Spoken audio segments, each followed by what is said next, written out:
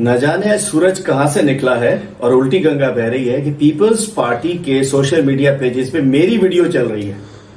वह हलीमा आदिल शेख की video peoples party वाले चला रहे हैं। एक 2-2.5 महीने पुरानी इलेक्शन के, कराची बल्दियाती इलेक्शन के फौरन बाद की मेरी एक वीडियो थी। लाजिम बात है, कराची कप्तान का था, कप्तान का है, हमारा मैंडेट छीना गया है। उसके ऊपर हमने कहा था, उसको कोई डिसीजन नहीं हुआ था कि हमने किसको सपोर्ट करनी है, किसको नहीं करनी है, चूंकि हम समझते हैं कि मैंडेट इमरान खान का है। उसके बाद पार्टी का फैसला हुआ, चेयरमैन ने, हमारे इमरान खान साहब ने फैसला किया कि हमने हाफिज नईमुर रहमान साहब की बहैसियत मेयर कराची और डिप्टी मेयर जो भी है, अनकंडीशनल गैर मशरूत हमने हिमायत का ऐलान कर दिया। वो हमने पार्टी को बता दिया। गुज़िश्ता रोज मैंने बाकायदा ऑफिशियल डायरेक्टिव जारी कर दिए कि जो चेयरमैन की हिदायत है, पार्टी की हिदायत है, जो वोट नहीं करेगा उसको हम डिस्क्वालीफाई कराएंगे। उसके खिलाफ SLGO में कानून मौजूद है।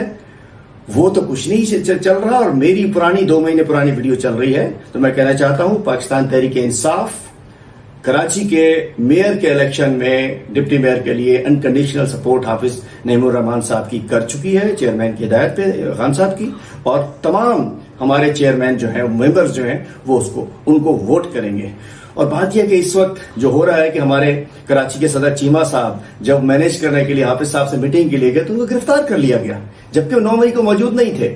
हमारे चेयरमैन के साथ ज्यादतियां हो रही हैं, जो कुछ हो रहा है वो सबको पता ही है। लेकिन बात यह है कि हमारी हिमायत हाफिज साहब के साथ है और इंशाअल्लाह हम कमिटमेंट वाली पार्टी है हमारी। जो कमिटमेंट चेयरमैन की है वही कमिटमेंट हमारी है।